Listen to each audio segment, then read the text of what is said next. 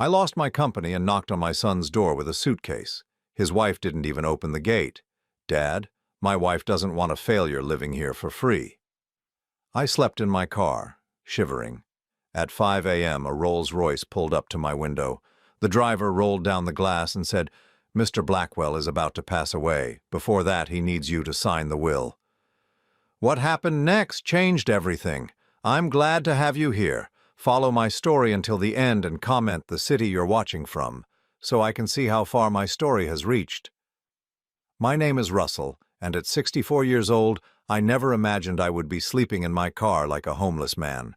But here I was, parked outside my son's house at 2 in the morning, shivering under an old jacket that smelled of the failed dreams I had left behind. 3 weeks ago, I had everything.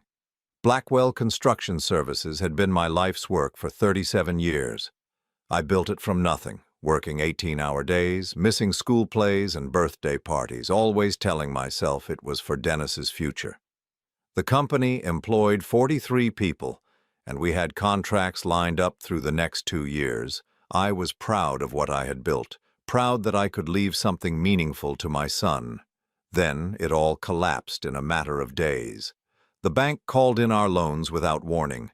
3 major clients canceled contracts simultaneously, claiming breach of service standards that made no sense. Our insurance company suddenly found violations in policies we had maintained for over a decade. Within 72 hours, everything I had worked for was gone. The lawyers said there was nothing to be done. The bankruptcy proceedings moved faster than I could understand. I lost the house first, then the car, then my dignity. At 64, I found myself with nothing but a beaten-up Toyota that barely started and a suitcase containing everything I owned. I had nowhere else to go except to Dennis. My relationship with my son had been strained since he married Jessica 5 years ago. She was beautiful, educated, and made it clear from the beginning that she thought Dennis could do better than carrying on his father's blue-collar legacy. Dennis, who had once talked about joining the business, suddenly decided he wanted to work in finance instead. I tried to be supportive, even though it hurt to see him walk away from everything I had built for him. But blood is blood, right? When you have nowhere else to turn, family is supposed to be there. That's what I kept telling myself as I drove to their house in Westfield, the nice suburb where they had bought their 4-bedroom colonial with the money I had lent them for the down payment. Money I would never see again, now. I knocked on the front door at 7 in the evening, my suitcase in one hand, my pride in tatters. Through the glass panels beside the door, I could see Dennis and Jessica sitting at their dining room table. They saw me too. I watched my son's face change from surprise to something else, something that looked like annoyance. Jessica got up first, walking to the door but not opening it. Instead, she spoke through the glass, her voice muffled but clear enough to cut through what was left of my heart. "Russell, we know about the business. Dennis told me you'd probably come here." I pressed my face closer to the glass. "Jessica, honey, I just need a place to stay for a few days. Just until I can figure things out. I won't be any trouble." She shook her head, her perfectly styled blonde hair catching the light from their expensive chandelier. "We can't do that. We have our own lives to think about, our own responsibilities." Behind her, Dennis appeared. My son, my only child, the boy I had taught to throw a baseball, whose scraped knees I had bandaged, whose college tuition I had paid without complaint, even when it meant taking out a second mortgage. "Dad," he said, not even having the decency to open the door, "Jessica's right. We can't have you staying here. It wouldn't be good for either of us." I felt something cold settle in my chest. "Dennis, I'm your father. I lost everything. I have nowhere else to go." "That's not our fault," Jessica said quickly. "We didn't make the decisions that led to this. We can't be expected to clean up your mess." Dennis nodded, actually nodded in agreement with her. "Maybe you should contact social services. They have programs for people in your situation." People in my situation, like I was some stranger asking for a handout, not the man who had worked himself into the ground to give him every opportunity. "I raised you," I said, my voice barely above a whisper. "I gave you everything I had." "And we appreciate that," Jessica said in the tone you might use with a persistent salesperson, "but we have our own future to think about. We can't afford to support someone else right now. Surely you understand?" I looked at my son's face through the glass, searching for some sign of the boy who used to wait for me to come home from work, who would run to greet me at the door. All I saw was a stranger wearing his face. "Please," I said, hating how the words sounded coming from my mouth, "just for a few nights." Jessica crossed her arms. "Russell, we've made our decision. You need to leave now." They walked away from the door, just walked away, leaving me standing there with my suitcase and my shattered faith in the people who were supposed to love me unconditionally. I stood there for another 10 minutes, hoping Dennis would come back, hoping he would change his mind. But the lights in the house gradually went out, and I realized I was truly alone. I made it to my car before the tears came. 64 years old, crying like a child in the front seat of a Toyota that might not start in the morning. I had given my son everything, and when I needed him most, he had given me nothing. The night was cold for October, and I only had a thin jacket. I tried to sleep, but every position was uncomfortable. My back ached, my legs cramped, and every sound made me think someone was going to call the police on the old man sleeping in his car. I watched the windows of Dennis's house, hoping against hope that he would come out, that he would remember who I was and what I meant to him. He never did. As dawn approached, I thought about the choices that had led me here. All those years working late, all those missed dinners, all those sacrifices I had made for a future that no longer existed. I had built a successful business, but I had failed at the one thing that mattered most. I had raised a son who could look his own father in the eye and turn him away.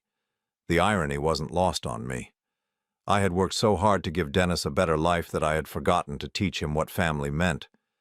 I had given him everything except the values that would have made him the kind of man who wouldn't abandon his father in his darkest hour. As I sat there in the growing light, watching the suburbs wake up around me, I wondered if this was how it would end.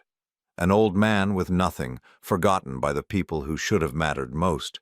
I had spent my entire life building something lasting, but in the end I had built nothing at all. The morning traffic began to pick up, and I knew I couldn't stay parked here much longer. Soon the neighbors would start to notice, and Jessica would probably call the police to have me removed. Even in my desperation, I couldn't bear the thought of that final humiliation. I started the car, grateful when it actually turned over, and began driving with no destination in mind. I had maybe $50 in my wallet and a quarter tank of gas. In a few hours, I would need to make some decisions about where to spend the next night and the night after that. But as I drove away from my son's house, something inside me hardened. The hurt was still there, raw and bleeding, but underneath it, something else was growing. I had survived 64 years on this earth, built a company from nothing, and overcome obstacles that would have broken weaker men. Maybe this wasn't the end of my story. Maybe it was just the beginning of a chapter I never saw coming. I had no idea how right I was. I spent that entire first day driving around aimlessly, stopping at a McDonald's for a cup of coffee that I nursed for 3 hours, trying to figure out what came next. The reality of being homeless at 64 was sinking in with every passing hour. I couldn't afford a motel room, and sleeping in the car was only a temporary solution before someone reported me as a vagrant. By evening, I found myself parked in a 24-hour Walmart parking lot. I had heard that some stores allowed people to sleep in their cars overnight, though I wasn't sure if that was true.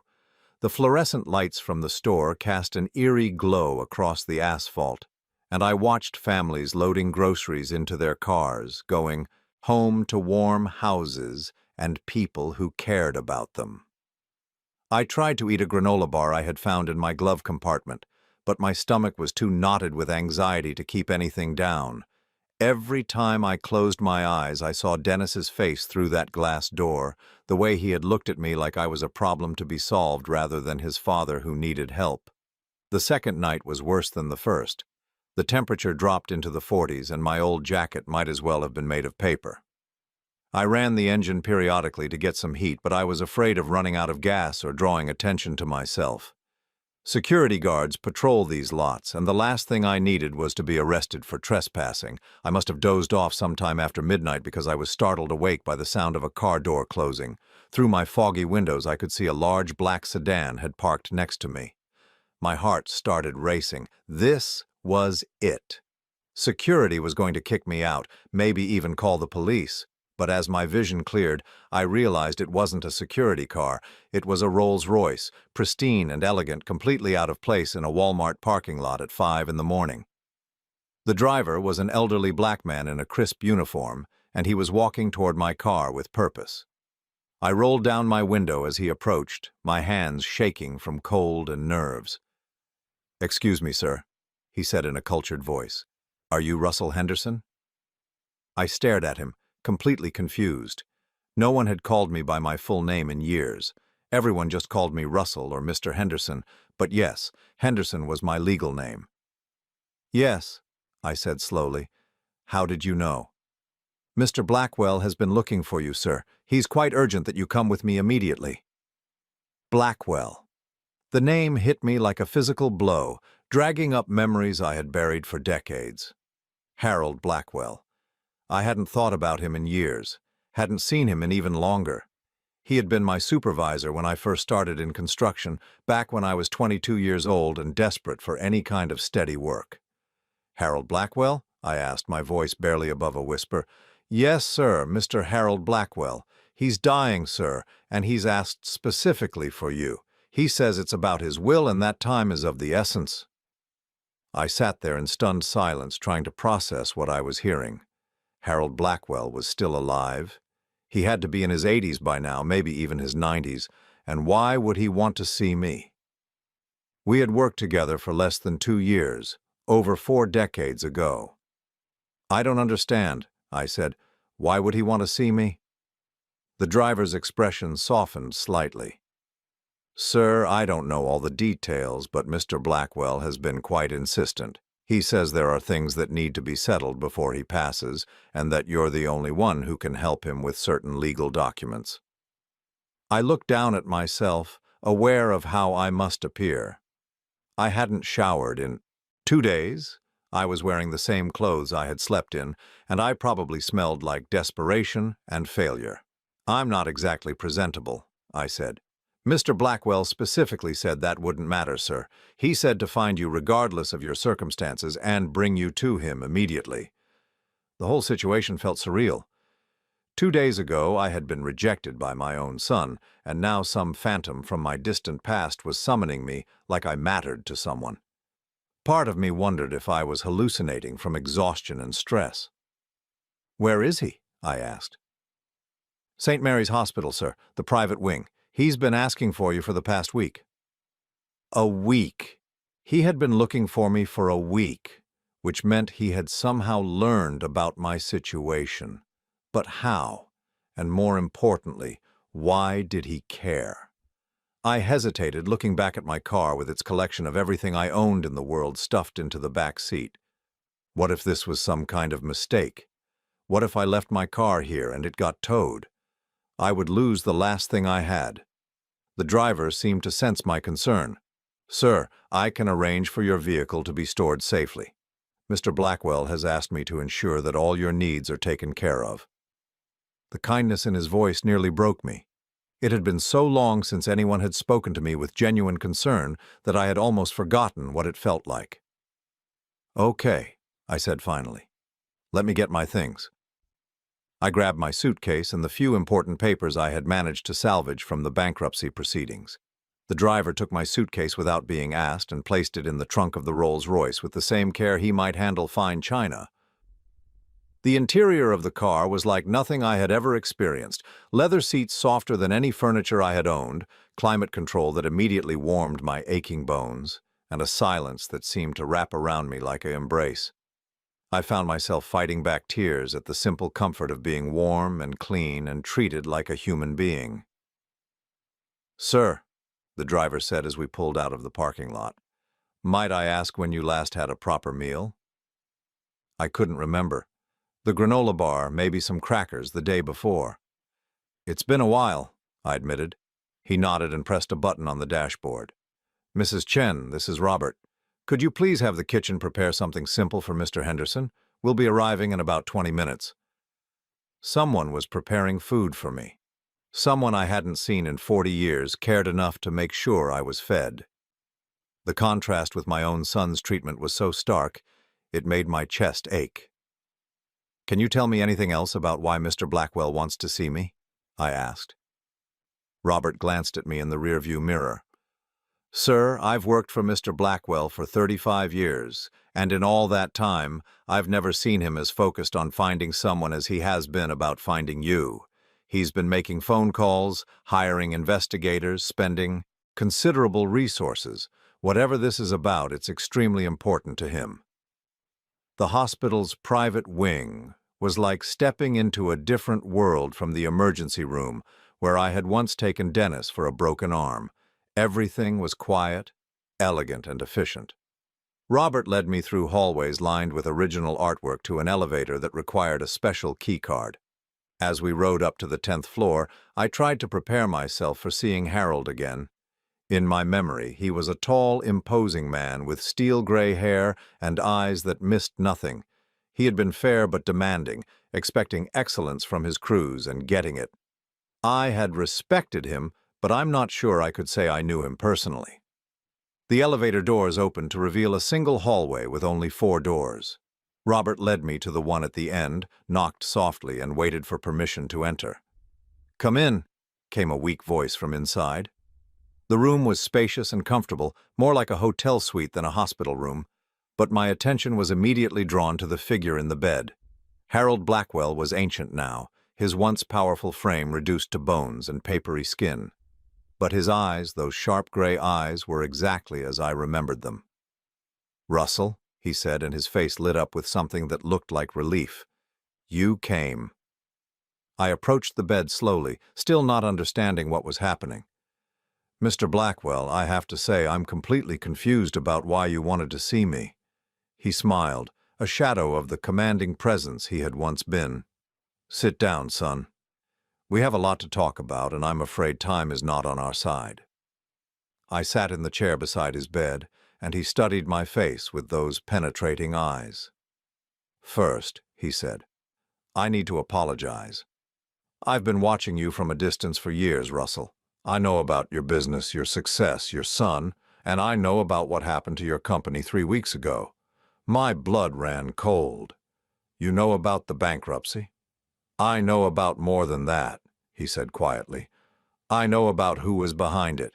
I know about the contracts that were canceled, the loans that were called in, the insurance policies that were suddenly voided, and I know why." I stared at him, my mind racing. "What are you talking about?" Harold's expression grew grave. "Russell, your company didn't fail by accident. It was destroyed deliberately, systematically by someone who wanted to ensure you would lose everything." The room seemed to spin around me. "That's impossible. Who would do that? Why?" Harold reached for a folder on his nightstand with shaking hands. "Because, Russell, someone very close to you has been planning this for a very long time. Someone who stood to gain from your destruction." He opened the folder and pulled out a stack of documents. Even from where I sat, I could see Dennis's signature on several of them. "Your son," Harold said softly, "has been working with a network of people to systematically dismantle everything you built, and I'm afraid that's not even the worst of what I have to tell you." I stared at the documents Harold held, my brain struggling to process what he was telling me. Dennis's signature was clear on multiple pages, but the words seemed to swim before my eyes. My own son had orchestrated my destruction? It was impossible, unthinkable. "No," I said, shaking my head. "You're wrong. Dennis might not be the most supportive son, but he wouldn't deliberately destroy my business. He has no reason to." Harold's eyes filled with something that looked like pity. "Russell, I wish I were wrong. But I've been tracking this for months. Your son has been planning your downfall for over 2 years." He handed me the first document, and I forced myself to focus on the words. It was a contract between Dennis and Hartwell Industries, one of my biggest clients. The contract was dated 8 months ago, long before my business troubles began. In it, Dennis had agreed to provide insider information regarding the operational deficiencies and financial vulnerabilities of Blackwell Construction Services. "He was selling information about my company?" I whispered. "More than that," Harold said, pulling out another document. "He was actively sabotaging it. Look at this one." The second paper was a letter Dennis had written to my insurance company, claiming that I had been cutting safety corners and falsifying inspection reports. It was all lies, but it was written on official letterhead that he had somehow obtained. The language was professional, convincing, and completely fabricated. "Dennis doesn't even work in construction," I said weakly. "How would he know any of this?" "Because he's been planning this for a long time, Russell. He's been asking you questions about your business for years, hasn't he? Casual conversations about contracts, insurance policies, client relationships." My stomach dropped as I remembered dozens of conversations with Dennis where he had shown unusual interest in the details of my business. I had been proud that he was finally taking an interest in what I did, even if he didn't want to join the company. I had answered every question openly, never imagining that the information would be used against me. "Why?" I asked, my voice barely audible. "Why would he do this to me?" Harold pulled out a thick folder and set it on his lap. "Because, Russell, your son believes he's entitled to an inheritance that he thinks you're keeping from him. He and his wife have been living beyond their means for years, accumulating debt while maintaining the lifestyle they believe they deserve." He opened the folder to reveal financial records, bank statements, and credit reports. Dennis owes over $300,000 in credit card debt. Their mortgage is underwater. Jessica's shopping addiction has them borrowing against everything they own. They needed money fast, and they decided you were the solution. I looked at the numbers, trying to make sense of what I was seeing. The mortgage on their house, the house I had helped them buy, was indeed underwater. They owed more than the house was worth. Credit cards, personal loans, even a line of credit against Jessica's jewelry. They were drowning financially. "But destroying my company wouldn't help them," I said. "If anything, it would make me less able to help them." Harold's expression grew darker. "Unless they had a plan to profit from your destruction."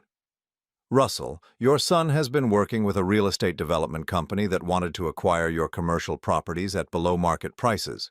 He provided them with insider information about your financial vulnerabilities in exchange for a finder's fee." Another document appeared in front of me. A contract between Dennis and Meridian Development Group, promising him a commission of $500,000 if he could facilitate the acquisition of my business properties for less than 60% of their assessed value. "He sold me out," I said, the words feeling like broken glass in my throat. "My own son sold me out for money." "I'm afraid it gets worse," Harold said gently. "The plan wasn't just to acquire your properties. They wanted to ensure you would have no way to rebuild, no way to compete with them in the future. That's why they worked so hard to destroy your reputation along with your business." He showed me a series of anonymous complaints that had been filed against me with various regulatory agencies. Complaints about unsafe work practices, environmental violations, financial improprieties, all filed by someone with intimate knowledge of my business operations, someone who knew exactly which agencies to contact and what claims would be most damaging. Dennis did this. Dennis and Jessica together, yes. She was the one who researched the legal strategies. Her degree in business administration made her quite effective at understanding how to dismantle a company systematically. I felt like I was drowning. Every revelation was worse than the last, painting a picture of betrayal so complete that I couldn't even begin to process the emotional impact. My son hadn't just abandoned me in my time of need. He had orchestrated that need. "How do you know all this?" I asked. Harold's expression softened slightly. "Because, Russell, I've been watching over you for 42 years, ever since you saved my life." I stared at him blankly. "I saved your life? I don't remember anything like that." "December 15th, 1981, you were working on the Morrison building project, remember? I was the site supervisor, and there was an accident with the crane." The memory came flooding back. The crane had been lifting a steel beam to the 8th floor when the cable snapped. Harold had been standing directly underneath it, reviewing blueprints, completely unaware of the danger. I had tackled him out of the way just as the beam crashed down where he had been standing. That was just instinct, I said. Anyone would have done the same thing. But anyone didn't do it, Harold said firmly. You did. And that beam would have killed me instantly. You risked your own life to save mine, without hesitation, without thought for your own safety. I remembered the incident now, but I had never thought of it as particularly heroic. It had happened so fast that I had acted purely on instinct. Russell, you saved the life of a man who went on to build one of the largest construction companies on the East Coast. Blackwell Industries is now worth over $800 million, and all of it exists because you were brave enough to push me out of the way of a falling steel beam. My head was spinning. Harold Blackwell wasn't just my former supervisor. He was Harold Blackwell of Blackwell Industries, one of the most successful construction magnates in the country. I've been investing in your company quietly for years, Harold continued. Silent partnerships, anonymous loans during tough times, contracts steered your way through intermediaries. I've been trying to repay the debt I owed you for my life. You invested in my company? For over 20 years, yes. Small amounts at first, then larger ones as your business grew. I was so proud watching you build something from nothing, seeing you succeed through your own hard work and integrity. I thought back over the years, remembering times when unexpected contracts had appeared just when I needed them, when loans had been approved, despite my limited collateral, when problems had resolved themselves in ways that seemed almost miraculous. The Hartwell Industries contract, I said slowly. 5 years ago, when they chose my company over 3 larger competitors. That was you? Harold nodded. I recommended you personally to their board of directors. But Russell, you earned that contract. You did excellent work for them. All I did was open the door. I felt a strange mix of gratitude and humiliation. My success hadn't been entirely my own. I had been helped by someone I didn't even know was helping me. Why didn't you ever tell me? Because you needed to believe in yourself, to know that your success was real. If you had known about my involvement, you might have doubted your own abilities. I wanted you to succeed on your own merits. Harold pulled out another folder, this one much thicker than the others. But when I learned what Dennis was planning, I tried to protect you. I attempted to shore up your finances, to counter the damage he was doing. But he was very thorough, and he had inside information that allowed him to stay one step ahead of my efforts. I looked at the documents he was showing me now. Bank transfers, loan guarantees, emergency credit lines that had been established and then mysteriously canceled. Harold had been fighting a shadow war to save my company, while my own son had been working just as hard to destroy it. He won, I said bitterly. Dennis won. I lost everything. No, Russell, he didn't win. Because there's something Dennis doesn't know, something he could never have anticipated. Harold reached for a final document, this one sealed in an envelope. His hands trembled as he held it out to me. What's this? My will, Russell. The reason I asked you here tonight. I'm dying, probably within the next few days, and I need witnesses to sign this document before I pass. I looked at the envelope, confused. Why me? Surely you have family, friends who would be more appropriate. Harold's face grew sad. I have a son and 2 daughters, Russell. All 3 of them have been circling like vultures, waiting for me to die so they can inherit my money. None of them have spoken to me in years except to ask for advances on their inheritance. They don't love me. They love what I can give them. The parallel to my own situation was not lost on me. We were 2 old men who had built successful lives but failed to raise children who loved them for who they were rather than what they could provide. But you, Russell, you never asked me for anything. You saved my life and then forgot about it, went on with your own life, never expecting anything in return. In all these years, you never once tried to contact me or leverage our connection for your benefit. I remained silent, still struggling to understand where this was heading. That's why you're the only person I trust to witness this will. because you have no stake in its contents, no reason to challenge or contest what I've decided. Harold's eyes met mine, and I saw something there that made my breath catch. Russell, I'm leaving everything to you, my entire estate, $800 million plus all the assets and ongoing business interests of Blackwell Industries. You're going to be one of the wealthiest men in America. The world seemed to stop. I couldn't breathe, couldn't think, couldn't process what he had just said. That's impossible, I whispered. You can't leave everything to me. I'm not family. I'm just someone who used to work for you. You're the only person who ever treated me like a human being instead of a bank account, Harold said firmly. And more than that, Russell, you're going to need this money for what comes next. What comes next? Harold's expression hardened, and suddenly I could see the ruthless businessman he must have been in his prime. You're going to make Dennis pay for what he did to you, and by the time you're finished, he's going to understand exactly what it means to betray family. I sat in stunned silence as Harold's words echoed in my mind. $800 million. The number was so large it seemed abstract, meaningless. 3 days ago, I had been sleeping in my car, and now this man was telling me I would inherit a fortune that could change not just my life, but the lives of generations to come. I can't accept this, I said finally. Your children, your real family, they'll contest the will. They'll claim you weren't in your right mind, that I manipulated you somehow. Harold smiled, and for a moment I could see the sharp businessman he had been. Let them try. I've had the best lawyers in the country working on this will for months. Every possible challenge has been anticipated and addressed. Medical evaluations proving my mental competency, video depositions explaining my reasoning, financial records showing our history together. They can contest it, but they won't win. He reached for another folder, this one containing what looked like surveillance photographs. Besides, my children aren't exactly in a position to claim moral high ground. Would you like to see what my loving family has been up to while waiting for me to die? The first photo showed a woman in her 50s, expensively dressed, coming out of a casino in Atlantic City. My daughter Catherine, Harold explained. She's been gambling away her trust fund for years.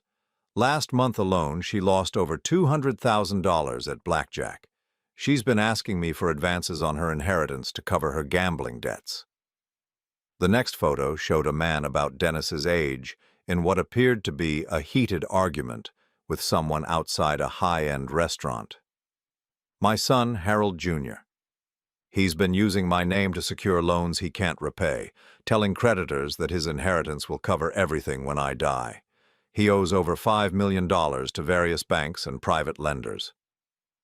The third photo was of another woman, younger than Catherine, embracing a man who was clearly not her husband. Margaret, my youngest, she's been having an affair for 3 years while her husband thinks they're working on their marriage. She wants her inheritance early so she can leave him and start a new life with her lover. I looked at the photos, seeing the bitter irony. Harold's legitimate children were every bit as selfish and destructive as my son had proven to be. The difference, Harold said, reading my thoughts, is that you're surprised and hurt by Dennis's betrayal. I've known what my children were for years. I kept hoping they would change, that somewhere inside them was a spark of the values I tried to teach them. But they never did. He put the photos away and looked directly at me. You, on the other hand, raised your son to have opportunities, to make good choices. The fact that he chose betrayal instead doesn't reflect on you, it reflects on him. But why give me everything? Why not a charity or scholarship foundation or something that would benefit more people? Because, Russell, I have a specific purpose for this money. I want you to use it to right the wrongs that have been done, starting with your son's betrayal. Harold opened yet another folder, this one containing what looked like a detailed investigation report. My private investigators have been tracking Dennis and Jessica's activities for months. What I've told you so far is only the beginning. I braced myself for more revelations, not sure how much more I could handle. Dennis didn't just sabotage your business, Russell. He's been stealing from you directly for over 3 years. Small amounts at first, then larger ones as he got bolder. The documents showed a pattern of forged invoices, fictitious contractors, and padded expenses that had been submitted to my company's accounting department. Someone with access to my business systems had been systematically siphoning money from my accounts. How? I asked weakly. Remember when Dennis offered to help you modernize your bookkeeping system? When he convinced you to switch to that new computer program? I remembered. Dennis had been unusually helpful that summer, insisting that my old paper-based system was costing me money and efficiency. He had recommended a software package and even offered to help train my bookkeeper on the new system. He installed backdoor access into your accounting software, Harold explained. Every transaction went through systems he could monitor and manipulate. He knew exactly when you received payments, when bills were due, what your cash flow looked like at any given time. I felt sick. Dennis had used my trust in him to gain access to the most sensitive aspects of my business, then used that access to rob me blind. The investigators estimate he stole approximately $175,000 over 3 years. Always small enough amounts that they wouldn't be immediately noticed, spread across different accounts and categories. $175,000, money I had earned through honest work, money that could have helped me weather the storm when the larger attacks on my business began. Money my son had stolen from me while pretending to care about my success. There's more, Harold said grimly. Dennis has been using your business information to bid against you on contracts. He would learn about projects you were pursuing, then provide that information to your competitors in exchange for finder's fees. The documents showed a clear pattern. Dennis would visit me for Sunday dinner, ask casual questions about upcoming projects, then within days, my competitors would submit bids that undercut mine by margins so small they suggested inside information. The Morrison renovation project last year, I said, remembering my frustration at losing a contract I was sure I would win. I couldn't understand how Hartwell Construction knew to bid exactly $3,000 less than me. Because Dennis told them your bid amount, Harold confirmed. He received a $10,000 payment for that information. I sat back in my chair, overwhelmed by the scope of my son's betrayal. This wasn't a momentary lapse in judgment or a single act of desperation. This was a systematic, long-term campaign to destroy everything I had built. Why? Asked again. Even if he needed money, even if he was in debt, why not just ask me for help? I would have given him anything. Harold's expression softened. Because that would have required him to admit his failures, to acknowledge that he needed help. Dennis and Jessica have built their entire identity around being successful, independent, better than their blue-collar roots. Asking for help would have shattered that illusion. So instead they decided to steal from me and then destroy what was left. More than that, Harold said. They decided you deserved what happened to you. Jessica, in particular, has been telling people for years that you're an unsophisticated old man who got lucky in business but never deserved the success you achieved. He pulled out a transcript of what appeared to be a recorded phone conversation. This is from 2 weeks ago, a call between Jessica and her sister. I read the transcript with growing horror. Jessica was complaining about how unfair it was that Russell has all this money while we struggle to pay our bills. She referred to me as that stubborn old fool and said that someone needs to teach him that he can't hold on to everything forever. Most damaging of all, she had told her sister that Dennis and I deserve that money more than Russell does. We're young, we're educated, we know how to use money properly. Russell would just waste it on his pathetic little projects.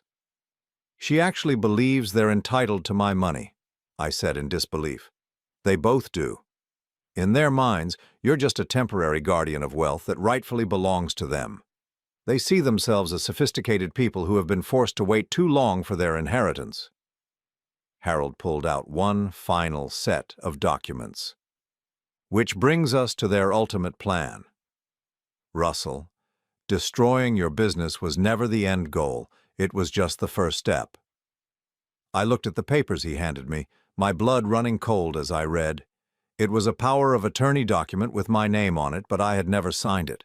Below that was a will that I had also never signed, leaving everything I owned to Dennis. They forged your signature? They practiced for months, Harold said. Jessica bought examples of legal documents online and studied the requirements for financial power of attorney. Dennis has been perfecting your signature using samples from birthday cards and other documents you signed over the years. I studied the forged documents more closely. The signatures were good, very good. If I hadn't known they were fake, I might have believed I had signed them myself. Their plan was to wait until you were completely destitute, then approach you with an offer to help. They would offer to let you live in their house, provide for your basic needs in exchange for signing over legal authority to manage your affairs.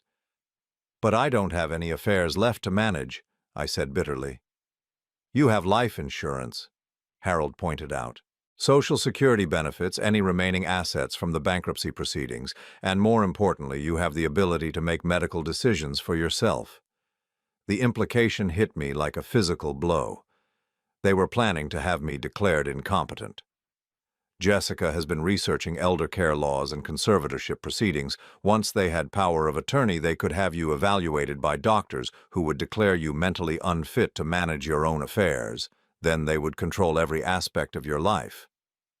I thought about that first night at Dennis's house when Jessica had suggested I contact social services.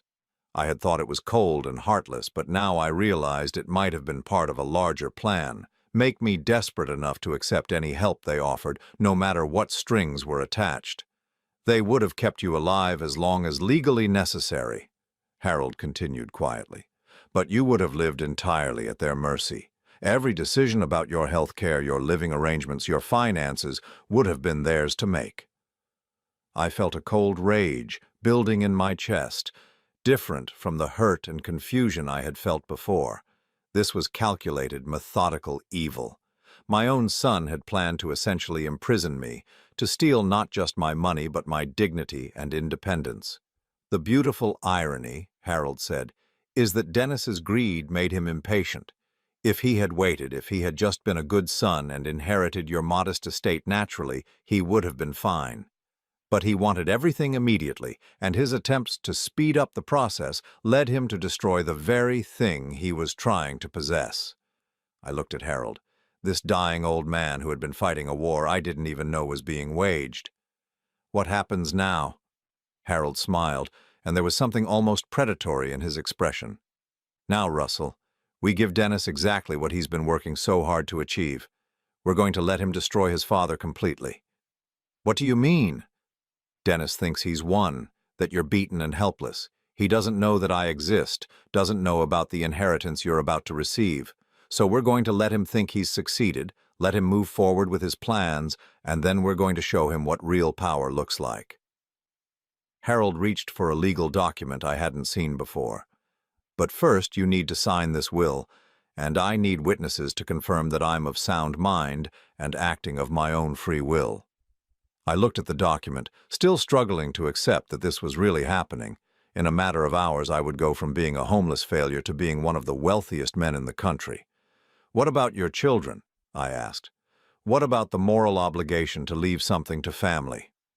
Harold's expression hardened. My children had 40 years to earn my love and respect. They chose to earn my contempt instead. You, Russell, earned my gratitude and loyalty in a single moment of selfless courage, and you've spent the decades since proving that my judgment was correct. He gestured toward the document. Besides, I'm not leaving them nothing. Each of my children will receive exactly $1 from my state, enough to prove that I didn't forget them. They were simply found unworthy of more. I picked up the pen with trembling hands. 42 years after saving a man's life in a moment of instinct, I was about to inherit the consequences of that split-second decision. As I signed my name to the witness line, Harold smiled with deep satisfaction. Now, he said, let's discuss exactly how we're going to make Dennis pay for what he's done to you. Harold passed away peacefully 3 days later. I was sitting beside his bed when it happened, watching the monitors as his vital signs slowly faded away. He had refused all life-extending measures, saying he had accomplished what he needed to accomplish, and was ready to go. His last words to me were, "Make them understand what family really means, Russell." The funeral was a circus. Harold's children arrived like they were attending a business meeting, each accompanied by lawyers and accountants. They barely glanced at their father's casket, too busy whispering among themselves about the will reading scheduled for the following day. I sat in the back of the funeral home, unnoticed and unrecognized, watching three people mourn the loss of their inheritance rather than their father. Catherine, Harold's eldest daughter, delivered a eulogy that sounded like it had been written by a public relations firm. She spoke about her father's business achievements and philanthropic endeavors, but never once mentioned a personal memory or moment of genuine affection. Harold Jr. looked bored throughout the entire service, checking his phone repeatedly. Margaret cried, but I got the impression her tears were more about her financial future than any real grief. The lawyer, David Morrison, found me after the service. He was a distinguished man in his 70s who had been Harold's attorney for over 30 years. "Mr. Henderson," he said quietly, "I need you to know that the next few weeks are going to be extremely difficult. When Harold's children learn about the will tomorrow, they're going to be furious. They may try to investigate you to find some way to challenge Harold's decision." I nodded, still feeling surreal about the entire situation. "I understand." "Harold was very thorough in his preparations," Morrison continued. "Every aspect of this will has been legally bulletproofed, but that doesn't mean they won't try to make your life miserable while they exhaust their legal options." The will reading took place in Morrison's law office the following morning. Harold's three children sat across from me at a polished conference table, their lawyers flanking them like bodyguards. They kept glancing at me with obvious confusion, clearly wondering why some shabby old man was included in their family's private business. Morrison cleared his throat and began reading. "I, Harold James Blackwell, being of sound mind and body, do hereby declare this to be my last will and testament." The standard legal language continued for several minutes before Morrison reached the substantive portions. Harold's children leaned forward expectantly, probably already mentally spending their inheritances. "To my daughter, Catherine Elizabeth Blackwell, I leave the sum of $1 to be paid within 30 days of my death." Catherine's face went white. "What?" "To my son, Harold James Blackwell, Jr., I leave the sum of $1 to be paid within 30 days of my death." Harold Jr. shot to his feet. "This is impossible. He can't be serious." "To my daughter, Margaret Rose Blackwell, I leave the sum of $1 to be paid within 30 days of my death." Margaret began crying, but these were tears of rage, not sorrow. Morrison continued reading as chaos erupted around the table. Lawyers were conferring in urgent whispers, Harold's children were demanding explanations, and I sat in stunned silence as the reality of what was happening sank in. The remainder of my estate, including all business holdings, real estate, investments, and personal property, I leave in its entirety to Russell Henderson, who saved my life on December 15, 1981, and who has proven himself to be a man of integrity and honor. The room exploded. Catherine was screaming that the will was invalid, that I had manipulated their father. Harold Jr. was threatening to sue everyone in sight. Margaret was sobbing hysterically, claiming that her father had lost his mind. But through all the chaos, Morrison calmly continued reading Harold's final message. "To my children, who may question this decision, I say this. You had your entire lives to earn my respect and affection. You chose instead to see me only as a source of money. Russell Henderson never asked me for anything, never expected anything from me, and yet he gave me the most precious gift of all, my life. He has earned what you merely expected." The legal battles began immediately, just as Morrison had predicted. Harold's children filed challenges claiming everything from mental incompetence to undue influence to outright fraud. But Harold had been thorough in his preparations. The will had been reviewed by multiple attorneys, witnessed by respected community members, and accompanied by comprehensive medical evaluations proving his mental competency.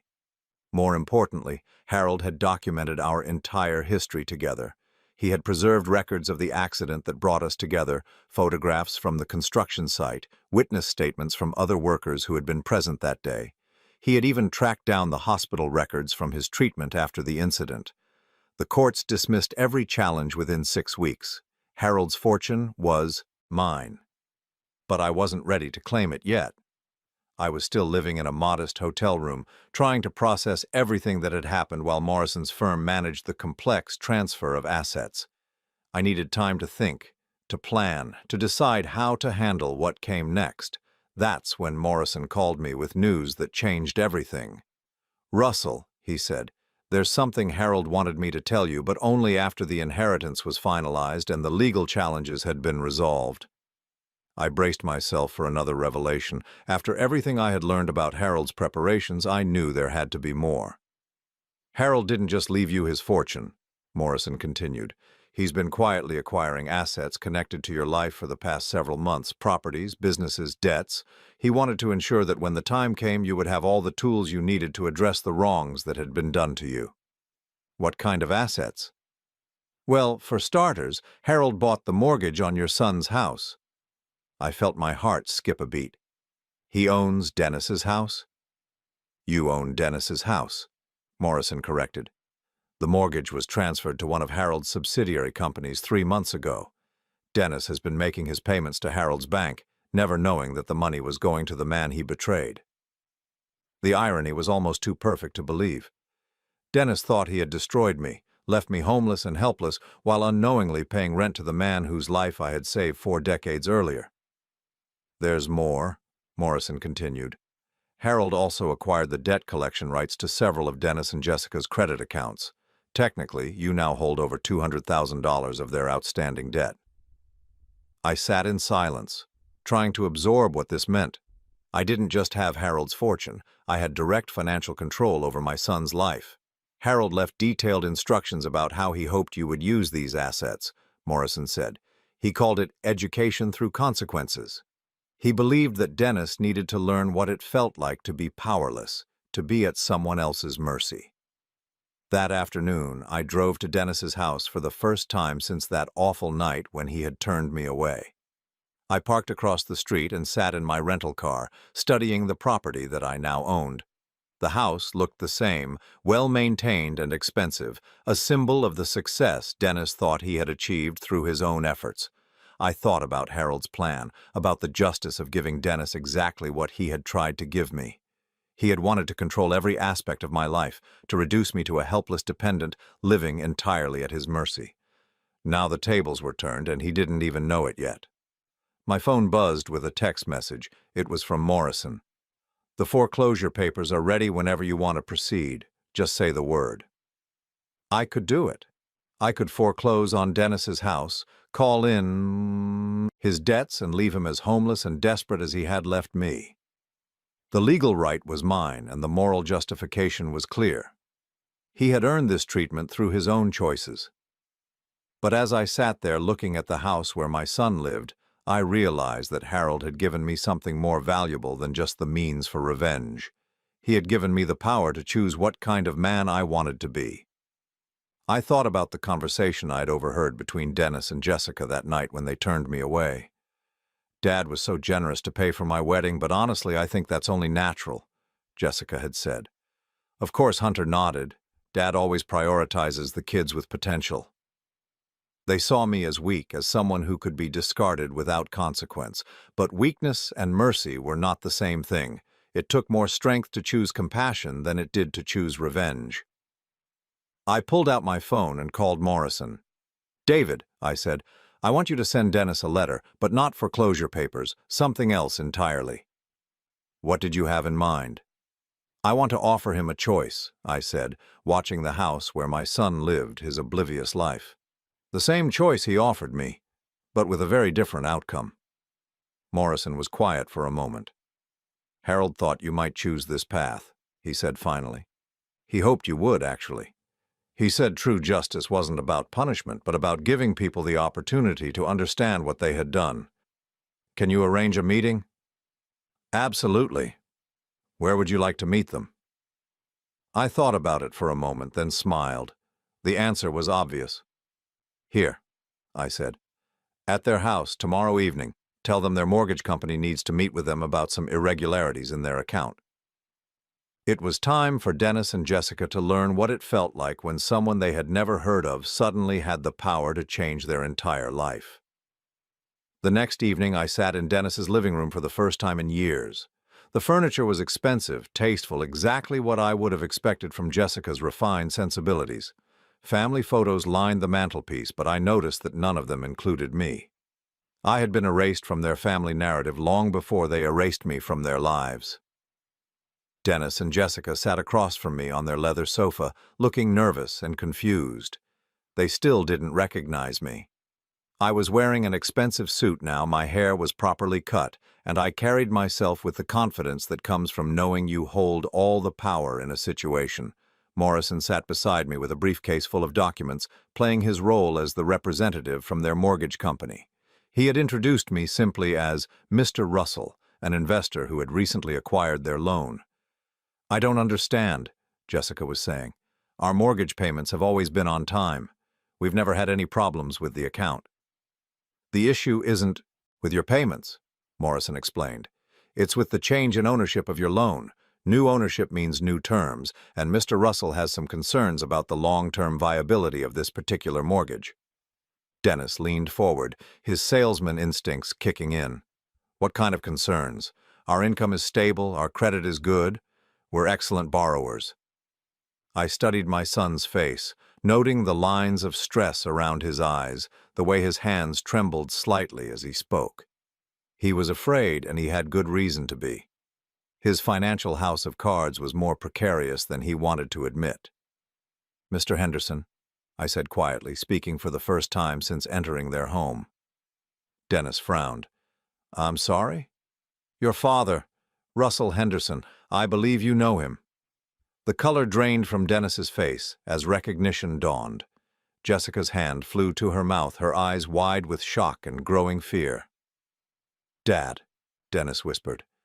I nodded slowly, savoring the moment when their world shifted beneath them. "Hello, son. We need to talk."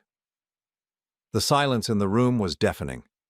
Dennis stared at me as if he were seeing a ghost, while Jessica had gone completely pale, her perfectly manicured hands gripping the armrest of their expensive sofa. I could see their minds racing, trying to understand how the broken old man they had turned away was now sitting in their living room, wearing a $1,000 suit and holding the deed to their house. "This isn't possible," Jessica whispered. "You were sleeping in your car. You lost everything." "Did I?" I asked calmly. Morrison opened his briefcase and began laying documents on their coffee table. "Let me show you exactly what I have, and then you can decide whether I lost everything or gained something far more valuable." Dennis leaned forward, his face a mixture of confusion and growing dread as Morrison spread out the papers. Mortgage documents showing their house was now owned by Henderson Holdings, LLC. Credit statements showing their outstanding debts had been purchased by the same company. Business records showing that every major debt they carried was now under my control. "You own our house?" Dennis asked, his voice barely audible. "I own your house," I confirmed. "I own your credit card debt. I own the loan on Jessica's car. I own the line of credit you used to buy that expensive engagement ring. I own every significant financial obligation you have." Jessica started crying, but I felt no satisfaction in her tears. There was no joy in watching my son's world crumble, only a grim sense of justice finally being served. "How?" Dennis asked. "How is this possible?" "Do you remember Harold Blackwell?" I asked. Dennis shook his head blankly, but I hadn't expected him to recognize the name. He had been too young when I worked for Harold, and I had never talked much about my early career. "Harold Blackwell was my supervisor 42 years ago when I was just starting in construction. I saved his life in an industrial accident, and he never forgot it. He spent the next 4 decades quietly helping me build my business, protecting me when he could, supporting me in ways I never even knew about." I pulled out Harold's investigation file and set it on the table.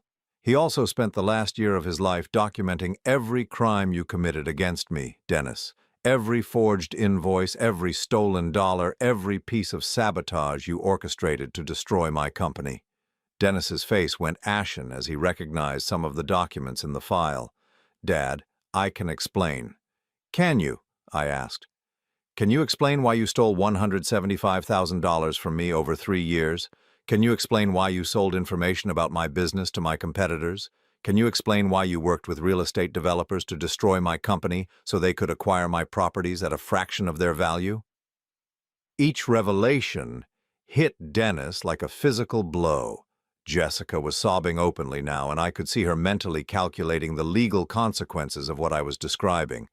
Can you explain, I continued, my voice growing colder, why you forged my signature on legal documents, why you planned to have me declared mentally incompetent so you could control every aspect of my life, why you conspired to turn me into a prisoner in my own home? We never meant for it to go that far, Jessica protested through her tears. We just needed money. We were drowning in debt, and you had so much.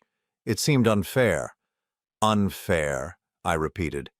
You thought it was unfair that I had money I earned through 40 years of honest work. So unfair that you decided to steal it from me and then destroy me when I had nothing left to give? Dennis finally found his voice, though it came out as a croak. Dad, we made mistakes. Terrible mistakes. But we can fix this. We can pay you back. I laughed, but there was no humor in it. Pay me back? Dennis, you owe me far more than money. You owe me 40 years of being a son instead of a predator. You owe me the respect and love that every father hopes to receive from his child. Morrison cleared his throat and pulled out another document. Your son and daughter-in-law also owe you an explanation for this, he said, sliding a paper across the table. It was the forged power of attorney they had prepared, the one that would have given them legal control over my life if their plan had succeeded. Seeing it again made my chest tighten with rage. You were going to imprison me, I said quietly. You were going to take away every shred of dignity and independence I had left, all so you could control my Social Security benefits and life insurance policy. Dennis couldn't meet my eyes. Jessica had stopped crying and was staring at the documents with the calculating expression I had learned to recognize. Even now, even caught red-handed, she was looking for angles, for ways to minimize the damage. What do you want? She asked. Finally. Money. We'll pay you back every penny with interest. What I want, I said, standing up and walking to their fireplace, is for you to understand what you almost did to me. What you actually succeeded in doing before Harold's intervention saved me. I turned back to face them, and for the first time since entering their house, I let them see the full weight of my anger. You turned your own father into a homeless old man sleeping in his car, shivering in the cold, with nowhere to go and no one to turn to. You destroyed everything I had built, everything I was proud of, everything I had planned to leave to you. You stole my dignity, my security, my faith in the people who were supposed to love me. Dennis was crying now, ugly sobs that shook his shoulders. I'm sorry, Dad. I'm so sorry. I don't know what happened to me. I don't know why I did those things. I know why, I said. Because you thought I was weak. Because you thought I would never fight back. Because you thought family meant I would always forgive you no matter what you did to me.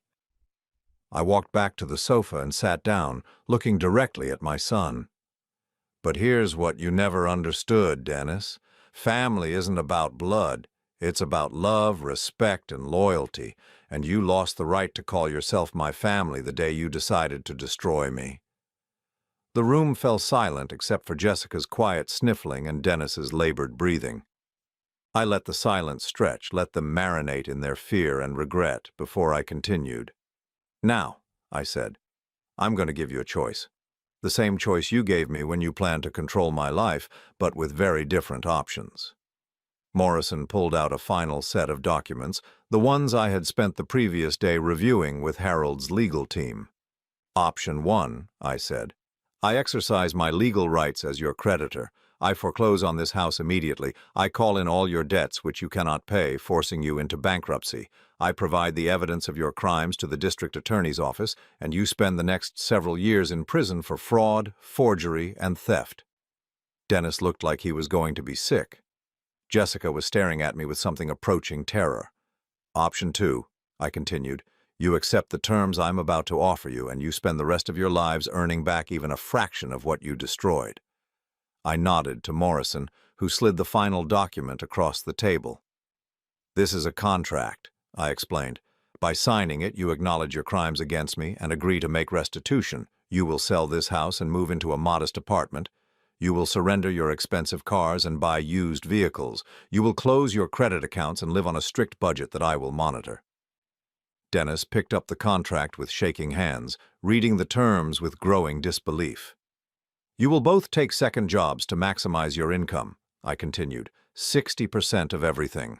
You earn above basic living expenses will go toward repaying what you stole from me, plus interest. This arrangement will continue for the next 20 years. 20 years? Jessica gasped. The same amount of time it took me to build the business you destroyed, I said.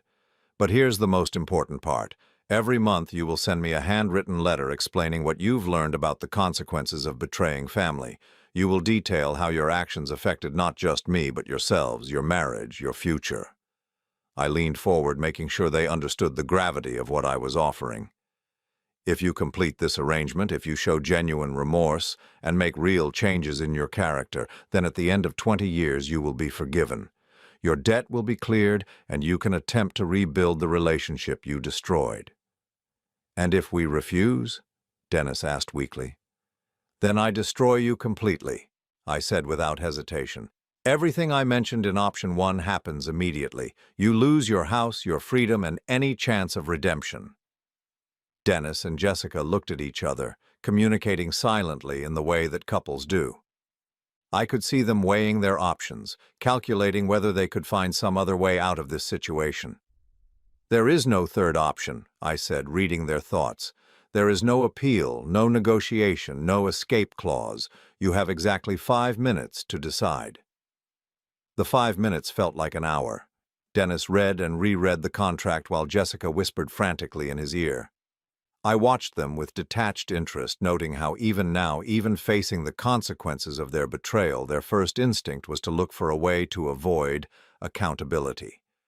Finally, Dennis picked up the pen Morrison had provided. We'll sign, he said, his voice barely audible. We'll accept your terms. As Dennis signed his name to the contract, I felt something I hadn't expected. Not satisfaction or revenge, but a deep, profound sadness. This should have been a moment of triumph, but all I could think about was the little boy who used to wait for me to come home from work, who would run to greet me at the door with his arms outstretched. That little boy was gone, had been gone for years, and I was finally accepting that he was never coming back. But as I watched Dennis hand the signed contract to Morrison, I also realized something else. For the first time in months, I wasn't angry anymore. The rage that had been consuming me since that night when they turned me away had finally burned itself out, leaving behind something cleaner and stronger. Justice. Not revenge, but justice. 6 months later, I stood on the deck of my new home, a modest but beautiful house overlooking a lake in New Hampshire. Harold's inheritance had made me wealthy beyond my wildest dreams, but I had discovered that money wasn't what mattered most. What mattered was peace, dignity, and the knowledge that I had chosen to be better than the people who had wronged me. Dennis and Jessica had sold their house and moved into a small apartment across town. They were both working 2 jobs, slowly paying back what they had stolen from me. Their monthly letters had started as resentful acknowledgments of their situation, but gradually they had begun to show signs of genuine reflection and remorse. I wasn't sure if our relationship would ever be truly repaired, but I had given them the opportunity to try. That was more than they had given me, and it was enough. The phone rang, interrupting my thoughts. It was Morrison with an update on Dennis's progress. The monthly payment came in on time, he reported. And Russell, you should read this month's letter. I think Dennis is finally beginning to understand what he put you through. I had Morrison email me the letter, and I read it sitting on my deck as the sun set over the lake. Dad, it began, I wake up every morning thinking about the night we turned you away. I try to imagine what it felt like to be you, standing at our door with nowhere else to go and being rejected by the son you had given everything to. I can't imagine it because I don't think I'm strong enough to survive what we put you through. The letter went on for several pages, describing the humiliation of working multiple jobs, the stress of living paycheck to paycheck, the strain it was putting on his marriage to Jessica. But more importantly, it described his growing understanding of what I had endured and his genuine remorse for the choices he had made. "I know I don't deserve your forgiveness," the letter concluded, "but I want you to know that I'm not the same man who betrayed you. Every day I try to become someone worthy of being called your son again. I don't know if I'll ever succeed, but I won't stop trying." I folded the letter and watched the sun disappear behind the mountains. Harold had been right. True justice wasn't about punishment. It was about giving people the opportunity to understand what they had done and choose to become better. Dennis might never fully earn back my love and trust, but he was trying. That was more than I had dared to hope for during those dark days when I was sleeping in my car. I had started with nothing and built a successful business. I had lost everything and gained a fortune. I had been betrayed by my family and found redemption through an unexpected friendship. But most importantly, I had learned that the measure of a man isn't what happens to him, but how he chooses to respond to what happens to him. I chose forgiveness over revenge, justice over destruction, hope over despair, and for the first time in my life, I was truly free.